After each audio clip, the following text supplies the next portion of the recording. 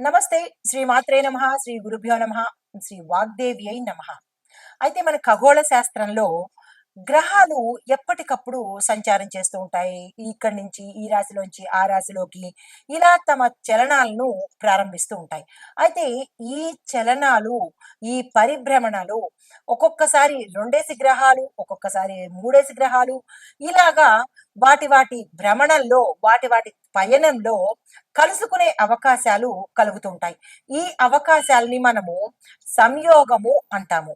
అయితే ఈ సంయోగాలు కొన్ని పాపగ్రహాలు, కొన్ని మంచి గ్రహాలు కలిసి ఆహ్, విపరీతమైన ఫలితాలు కొంతమంది ఇస్తే, కొంతమంది మంచి ఫలితాలను ఇస్తూ ఉంటారు. అయితే 2 పుణ్యగ్రహాలు కలిస్తే వచ్చేవి రాజయోగము, మహారాజయోగాలు కలుగుతూ ఉంటాయి.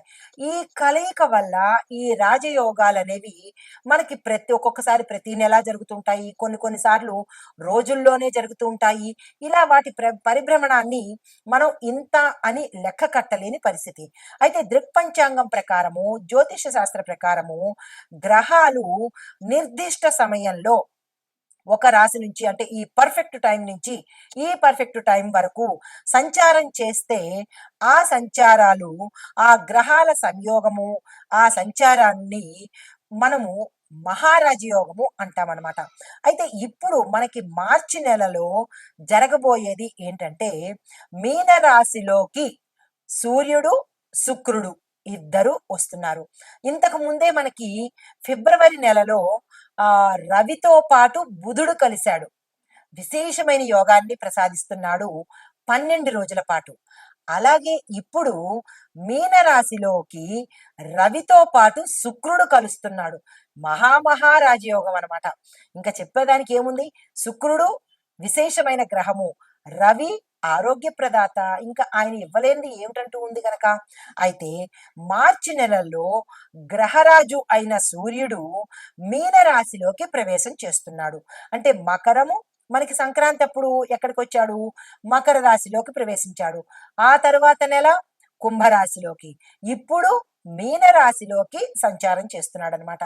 ఈ సంచారం వల్ల అప్పటికే మీనరాశిలో శుక్రుడు స్థానం అయ్యున్నాడు, అంటే శుక్రుడు అందులో ఉన్నాడు.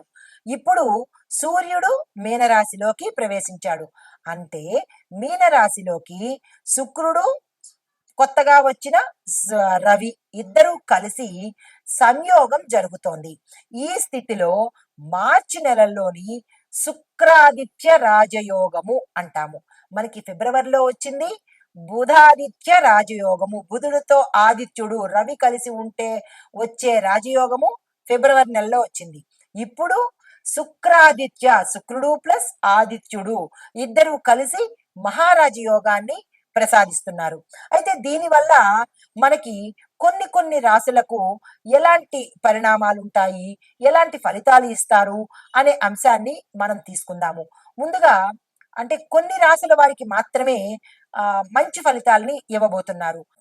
అయితే ఈ శుక్రాదిత్య రాజయోగం వల్ల ఆ ఎలాంటి ప్రయోజనాలు ఇస్తున్నాడు అంటే, కర్మగృహంలో ఈ రాజయోగం జరగబోతోంది కాబట్టి ఉద్యోగాలు చేసే వాళ్ళకి ప్రమోషన్స్ రావడము, వ్యాపారాలు చేసే వాళ్ళకి లాభాలు రావడము, కార్యాలయాల్లో ఉండే వాళ్ళకి కొత్త పనులు రావడము, తండ్రి బిడ్డల యొక్క సంబంధము చక్కగా ఉండడము, భార్యాభర్తలు అన్యోన్యంగా ఉండడము, తరువాత గతంలో విడిపోయిన వాళ్ళు కలుసుకోవడము, కుటుంబ పరంగా కావచ్చు, లేదా అంటే మిత్రులు కావచ్చు, బంధువులు కావచ్చు, వీళ్ళందరూ కలిసి ఒక కుటుంబంగా ఏర్పడము, వివాదాలు తొలగిపోవడము, మనస్పర్ధలు పోవడము, ఆర్థిక పరంగా ఏ చేసినా సరే కరెక్ట్ గా ఉండడము. అంటే శుక్రుడు సంబంధాలని కుదురుస్తాడు, ప్రేమ ఆప్యాయతల్ని అందరి మధ్య ఇస్తూ ఉంటాడు. అయితే అలాంటి వాటితో పాటు మనం ఏదైనా పెట్టుకోవాలన్నా, కొనుక్కోవాలన్నా, ఇలాంటి ఆర్థిక పరమైన లావాదేవీలు చేసుకోవాలన్నా, ఇలాంటి వాటన్నిటికీ కూడా ఈ శుక్రుడు మంచి చేస్తాడు.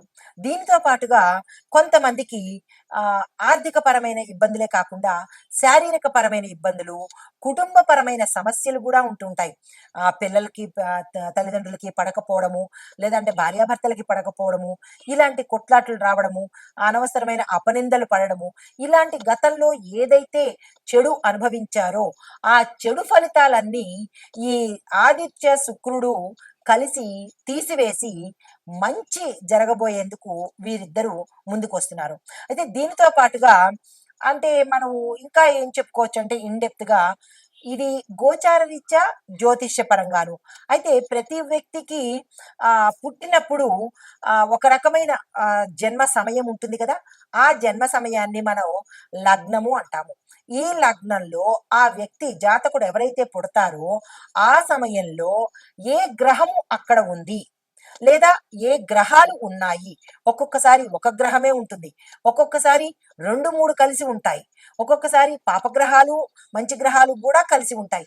అంటే ఈ కలయిక జాతకుడికి ఎలా ఉండబోతోంది అనే అంశం ఒకటైతే, ఈ ఇవి ఎంతంత కాలము ఉంటున్నాయి, కొన్ని రోజుల, కొన్ని నెలల, లేదంటే కొన్ని సంవత్సరాల అనే అంశాన్ని మనం పరిగణలోకి తీసుకోవాలి. అలా తీసుకున్నప్పుడే ఆ వ్యక్తి యొక్క జాతక పరిశీలన చేసుకున్నప్పుడే ఈ శుక్రుడు కానీ, ఆదిత్యుడు కానీ, మిగతా గ్రహాలు కానీ ఏ స్థానాన్ని చూస్తున్నాయి. ఇప్పుడు లగ్నం నుంచి మనకి 12 భాగాలు ఉంటాయి. ఈ భావాలు ఏ భావాల్లో ఈ గ్రహాలు చూస్తున్నారు అంటే, వ్యాపారం చూస్తున్నారా, కెరియర్ చూస్తున్నారా, అంటే భార్యాభర్త కళత్ర స్థానం అంటారు, ఆ కళత్ర స్థానం సప్తమాధిపతిని చూస్తున్నాడా, ఆ సప్తమాధిపతిలో ఎవరు ఉన్నారు, ఇలాంటివన్నీ మనం పరిశీలన చేసుకుంటే వీరు ఇచ్చే ఫలితాలు మనకి ఆపాదించబడతాయి. అలా కాకుండా నాకు చెప్పారు ఇవి వస్తాయి అని, నాకు రావట్లేదు ఏమిటి అని అనుకోకుండా, ఇలా మనకి జ్యోతిష శాస్త్రంగా మహామహులు, ఋషులు, పంచాంగకర్తలు వీళ్ళు అందించిన సమాచారము ఎప్పుడూ కూడా గోచార సమాచారమే అవుతుంది తప్ప వ్యక్తిగత సమాచారం కాదు. కాబట్టి దీన్ని మీకు వ్యక్తిగతంగా మనకి ఎంత శాతము అన్వయించుకోబడుతోంది, ఈ యోగము మనకి ఎంత కాలము ఉంటుంది, ఈ శుభయోగాలు, రాజయోగాలు, మహారాజయోగాలు మనకి ఎలా వర్తిస్తాయి అనే అంశాలను మనం ఒక్కొక్కటిగా మేషం నుంచి ద్వాదశ రాశుల వరకు, అంటే మేషం నుంచి మీనం వరకు అన్ని రంగాల వాళ్లకు, అన్ని రంగాలు అంటే విద్యార్థులు, విద్య, ఉద్యోగము, వ్యాపారము, వ్యవసాయము, వాణిజ్యము, పారిశ్రామికము, తర్వాత కుటుంబము, ఆరోగ్యము, రాజకీయ రంగము, ఐటీ రంగము, చిత్ర పరిశ్రమ, క్రీడాకారులు, ఇలా 12, 15 మందిని మనం తీసుకుని వారికి ఎలా ఉండబోతోంది అనే అంశాన్ని విపులీకరంగా, సవివరంగా నేను మీకు తెలియచేస్తాను.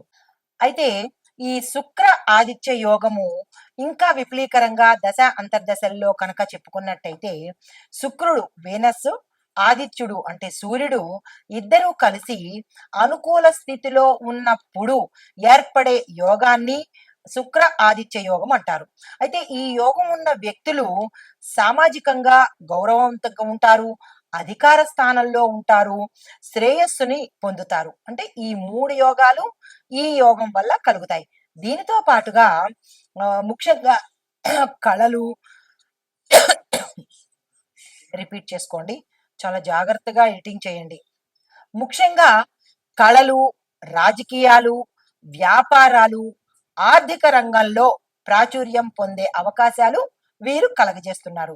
అయితే ఈ యోగం ఏర్పడడానికి అసలు కారణం ఏమిటి అంటే, శుక్రుడు, సూర్యుడు కలిసి ఉన్న దశలో లేదా దశాంతరంలో కనుక లగ్నం నుంచి 2వ, 5వ, 9వ, 10వ స్థానాలు, దానితో పాటుగా 11వ స్థానంలో ఉన్నట్టయితే కనుక, మరీ ఎక్కువగా దోషాలు లేకుండా ఉంటే కనుక ఈ యోగము కలిగిన వ్యక్తికి ప్రభుత్వ హోదా ఉంటుంది, రాజకీయ హోదా కలుగుతుంది, వ్యాపార విజయాలు, కళల్లో కీర్తి ప్రతిష్టలు, సంపద, ఇలాంటివన్నీ కలుగుతాయన్నమాట. అంటే మీ యొక్క వ్యక్తిగత జాతక పరిశీలన చేయించుకున్నప్పుడు దానిలో ఈ స్థానాల్లో అంటే 2, 5, 9, 10, 11 ఈ స్థానాల్లో దోషాలు లేకుండా ఉంటేనే ఈ శుక్ర ఆదిత్య యోగం అనేది కలిసి వస్తుందన్నమాట. అయితే ఈ యోగం వల్ల ప్రభావితమయ్యే రంగాలు ఏవి అంటే కనుక శుక్రుడు కళలకు, వ్యాపారానికి, లగ్జరీ లైఫ్‌కి, నాణ్యతకు, ప్రేమకు ఈయన అధిపతి అనమాట. ఇవన్నీ కలగజేసేది శుక్రుడు. తర్వాత ఆదిత్యుడు అంటే రవి ఏమిటేమిటి ఇస్తాడు అంటే కనుక ప్రభుత్వ హోదా ఇస్తాడు. అంటే మంచి హోదా గల జీవితాన్ని ఇస్తాడు. అధికారం ఇస్తాడు. దీంతో పాటు నాయకత్వ లక్షణాలు, లీడర్‌షిప్ క్వాలిటీస్ కూడా ఈయన ఇస్తాడు. ఇది ఏ రంగాల వాళ్ళకి ఇవి ఉండబోతున్నాయి, ఈ యోగం ఎవరెవరికి ఉండబోతోంది అనేది కూడా నేను మీకు వివరంగా తెలియపరుస్తాను. ముందుగా రాజకీయ నాయకులు కనుక చూసినట్టయితే వారికి అంటే మొదటగా రాజకీయ నాయకులకు అధికారము, ప్రజాదరణ పొందుతారు. నెంబర్ 2 సినిమా రంగం వాళ్ళు అంటే కళారంగంలో ఉన్న వాళ్ళు, నటీనటులు, గాయకులు, దర్శకులు వీళ్ళ ముగ్గురు కూడా ప్రజాదరణ, కీర్తి, పేరు, ధనము ఈ 3 పొందుతారు. తర్వాత మూడోది వ్యాపారస్తులు. ఎలాంటి వ్యాపారస్తులు అంటే కనుక సక్సెస్ఫుల్ బ్రాండ్స్ నడిపేవాళ్ళు. అంటే బ్రాండింగ్ అంటుంటాం కదా మనం. ఆ బ్రాండ్ వస్త్రాలు కావచ్చు, బ్రాండ్‌కి సంబంధించిన ఒక బ్రాండ్ క్రియేట్ చేసేవాళ్ళు, ఆ వ్యాపారులు. లగ్జరీ బిజినెస్‌లు చేసేవాళ్ళు, జ్యువెల్లరీ బిజినెస్ చేసేవాళ్ళు, ఫ్యాషన్ డిజైనింగ్ బిజినెస్ చేసేవాళ్ళు, హోటల్ వ్యాపారం చేసే వాళ్ళకి విశేషమైన లాభాలను కలగజేస్తున్నారు. తర్వాత నాలుగవది అధికార స్థాయిలో ఉన్నవాళ్ళు. అంటే ప్రభుత్వోద్యోగులు, న్యాయమూర్తులు అంటే లా చదివిన వాళ్ళు, అడ్వకేట్స్, లాయర్స్, ఉన్నతాధికారులు, అధిక శక్తి, గౌరవము వీరు పొందుతారనమాట. ఈ 4 కేటగిరీ వాళ్ళు. ఇహ 5 కేటగిరీ వాళ్ళు కళలు, సృజనాత్మక అంటే క్రియేటివిటీ రంగంలో ఉన్నవాళ్ళు ఎవరయ్యా అంటే సంగీతము, చిత్రకళ, రైటర్సు రచయితలు, దర్శకులకు విశేషమైన పేరు ప్రఖ్యాతలు పొందుతారు. అయితే ఆరవది ఆర్థిక రంగము అంటే బ్యాంకింగు, స్టాక్ మార్కెట్, పెట్టుబడిదారులు ఈ రంగంలో ఉన్న వాళ్ళకి విశేషమైన ధన సంపదను ఇవ్వబోతున్నాడు. తర్వాత ఏడవ అంశము గృహ నిర్మాణము, రియల్ ఎస్టేట్ రంగము, ఈ వ్యాపారాలు చేసే వాళ్ళకి ప్రాపర్టీ డీల్స్ మాత్రము ఏదైనా ప్రాపర్టీకి సంబంధించిన డీల్స్ కానీ, అగ్రిమెంట్లు కానీ మంచి లాభంగా తయారయ్యి సక్సెస్ని ఇస్తాయి. తద్వారా ధనాన్ని, కీర్తిని ఇస్తాయన్నమాట. మనం అనుకుంటూ ఉంటాం పలానా రియల్ ఎస్టేట్ కంపెనీ బ్రహ్మాండంగా రన్ అవుతోంది అంటే దాని అర్థం ఏంటంటే పలానా బ్రాండ్ కంపెనీస్ బట్టలు కావచ్చు, లేదా అంటే ఏదైనా వస్తువులు కావచ్చు. ఇప్పుడు వస్తువుల్లోకి చూపుకున్నట్టయితే బటర్ఫ్లై కంపెనీస్, బటర్ఫ్లై సంబంధించిన ప్రోడక్ట్స్, లేదు అంటే కనుక వస్తువులు చూసినట్టయితే, బట్టలు చూసినట్టయితే కొన్ని కొన్ని బట్టల బ్రాండింగ్స్ బ్రహ్మాండంగా ఉంటాయి. లాక్మే కానీ ఇలాంటి పెద్ద పెద్ద కంపెనీలకు శుక్రుడు యొక్క అనుగ్రహంతో పాటు ఇంత పేరు ప్రఖ్యాతలు కలుగుతున్నాయన్నమాట. అలాగే ఈ 7 విభాగాలలో ఉన్న వాళ్ళకి శుక్రాదిత్యంలో కలిగే విశేషమైన ఫలితాలు కలగబోతున్నాయి. దీనితో పాటుగా వీరికే కాకుండా ఈ 12 రాశుల వాళ్ళకి కూడా ఎలా ఉండబోతోందో చూడాలిగా. అవి మనం ఇప్పుడు ప్రస్తావన చేస్తాను. తదుపరి రాశి వృషభ రాశి. ఈ రాశిలో ఉండే వారికి శుక్రాదిత్య యొక్క ఆ యోగం వల్ల ఎటువంటి ఫలితాలు వస్తున్నాయి అంటే కనుక లాభాలు ముందుగా మనం ప్రస్తావిద్దాము. శారీరక సౌందర్యము, అందము, ఆరోగ్యము, ప్రేమ సంబంధాలు మెరుగవ్వడము, దానితో పాటుగా ధనం కూడా వృద్ధి అయ్యే అవకాశము గోచరిస్తోంది. దీనితో పాటుగా ఎవరైతే మోడలింగ్ రంగంలో ఉంటున్నారో, మోడలింగ్ సంబంధించిన అంటే క్రియేటివిటీ ఎవరైతే చేసుకుంటున్నారో మోడల్స్కి, మోడలింగ్ సంబంధించినటువంటి ఐటమ్స్ని తయారు చేస్తున్నారో ఆ బిజినెస్ వాళ్ళకి, దానితో పాటుగా ప్రేమ సంబంధాలు కూడా మెరుగవడంతో పాటు కొన్ని కొన్ని వ్యాపారాలు విశేషంగా లాభాలు బాట పట్టడంతో పాటుగా మరికొక కొత్త విశేషం ఏంటంటే ధనము ఈ రాశిలో ఉండే వాళ్ళకి చాలా చక్కగా అనుకూలంగా వస్తుంది.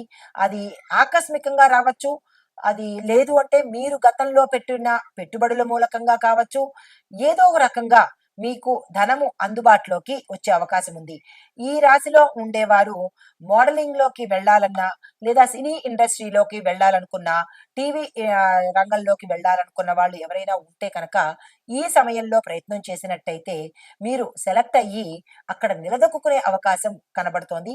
అది శుక్రుడు మీకు అనుగ్రహంతో ఇచ్చే అవకాశము. దీన్ని మీరు ఉపయోగించుకోండి. అయితే దోషాలను కూడా మనం చూసుకోవాలి కాబట్టి ఆరోగ్య సమస్యలు వచ్చే అవకాశం కనబడుతోంది.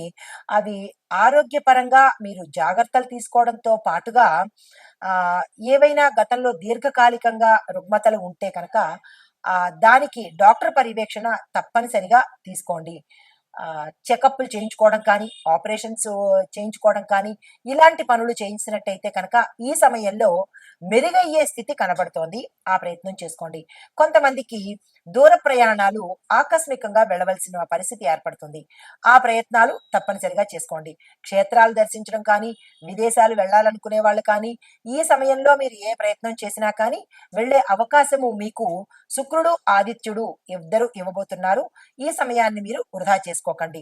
అయితే మీకు చెప్పదగిన పరిహారము ఏంటంటే కనుక శుక్రగ్రహానికి జపం చేసుకోండి. శుక్రుడి యొక్క మంత్రాన్ని తప్పనిసరిగా 108 సార్లు చదువుకోండి. శుక్ర గాయత్రిని గాని, మంత్రాన్ని కానీ 108 సార్లు చదువుకునే ప్రయత్నం చేయండి. దీనితో పాటు ప్రతి శుక్రవారము ఉపవాసం ఉండి లక్ష్మీ అమ్మవారికి పూజ చేసుకున్నట్టయితే విశేషమైన ఫలితాలు వస్తాయి. దీంతో పాటుగా మీరు శుక్రవారం రోజు ఏవైనా తెల్లని పువ్వులు కానీ, లేదా పళ్ళు కానీ పేదవారికి దానంగా ఇచ్చినట్టయితే శుక్రగ్రహము మీ కుటుంబంలో కానీ, మీ మధ్యలో కానీ ఏదైనా ప్రేమ అనుబంధాలు దంపతుల మధ్య కావచ్చు, కుటుంబంలో కావచ్చు, లేదా అంటే స్నేహితుల మధ్య కావచ్చు, ఇలాంటి ప్రేమకు సంబంధించి మంచి గుడ్ రిలేషన్స్‌కి సంబంధించి ఏవైనా గ్యాప్ వచ్చినట్టయితే కనుక అవి సమసిపోయి ఈ శుక్రుడు మీకు మంచి అనుకూలతను ప్రసాదించే అవకాశం కనబడుతోంది. ఈ ప్రయత్నాలు తప్పనిసరిగా చేసుకోండి. ఈ పరిహారాలు పాటించండి. ఇవి గోచార రీత్యా శుక్రాదిత్యులు మీకు అనుగ్రహించే ఫలితాలు మాత్రమే చెప్పడం జరిగింది. అయితే ఇప్పుడు మనము ప్రతి ఒక్క రాశికి ఎట్లా ఉండబోతోందో చూసుకున్నాం కదా. ఓవరాల్‌గా ఈ శుక్ర ఆదిత్య రాజయోగము యొక్క శక్తిని పెంచే పరిహారాలు ఏంటంటే కనుక మొదటిది శుక్రగ్రహ శాంతి కోసము శుక్రవారం లక్ష్మీదేవి పూజ తప్పనిసరిగా చేయాలి. నోట్ చేసుకోండి. స్కిప్ చేయకుండా చూడండి. తరువాత తెల్లని వస్త్రాలు తప్పనిసరిగా ధరించాలి. తరువాత వృశ్చిక రాశి వారికి శుక్రగ్రహ శాంతి తప్పనిసరిగా చేయించుకోవాలి. ఇది మొదటి పాయింట్. రెండో పాయింట్, సూర్యుడు బలంగా ఉండాలి అంటే కనుక ఉదయము సూర్య ఆరాధన తప్పనిసరిగా చేయాలి. సూర్యోదయ సమయానికి సూర్యుడి ఆరాధన చెయ్యాలి. దానితో పాటుగా ఆదిత్య హృదయాన్ని తప్పనిసరిగా పారాయణ చెయ్యాలి. మూడోది, తరువాత ఆదివారాలు అంటే ప్రతి ఆదివారము ఉప్పుని మీ ఆహారంలో లేకుండా చూసుకోవాలి. ఈ 2 పరిహారాలు, ఈ లోపల చెప్పిన చిన్న చిన్న పరిహారాలు కూడా మీరు తప్పనిసరిగా పాటించుకోవాలి. అయితే ఈ పరిహారాలు పాటిస్తే కనుక శుక్ర ఆదిత్య రాజయోగము పూర్తి శక్తివంతంగా పనిచేస్తుంది. ఇందులో మీరు ఏ ఒక్క పరిహారము పాటించకపోయినా మాకు ఫలితాలు రాలేదు, ఎందువల్ల మీరు తప్పు చెప్పారా లేకపోతే శాస్త్రమే తప్ప అనే ప్రయత్నం చేయకండి. మీరు తప్పు చేసి మీరు పాటించకపోగా శాస్త్రాన్ని తప్పు పట్టే హక్కు మనకి లేదు కదా. కాబట్టి ఎన్ని ఆటంకాలు ఎదురైనా వాటిని అధిగమించి విజయాన్ని పొందాలి అంటే కనుక, ఈ ఫలితాలన్నీ పొందాలి అంటే కనుక తప్పనిసరిగా నేను చివరిలో చెప్పిన ఈ పరిహారాలు ప్రతి ఒక్కరూ పాటించవలసిందే. ఇందులో ఎక్సెప్షన్ లేదు, డిస్కౌంట్ లేదు, అమెండ్మెంట్స్ కూడా ఏమీ లేవు. ఇది మీ జాగ్రత్త కోసము, మీరు లాభపడ్డానికి, మీరు మరింత సంతోషంగా ఉండడానికి, వారి యొక్క అనుగ్రహం సంపూర్ణంగా పొందాలి అని కోరుకుంటూ నమస్తే.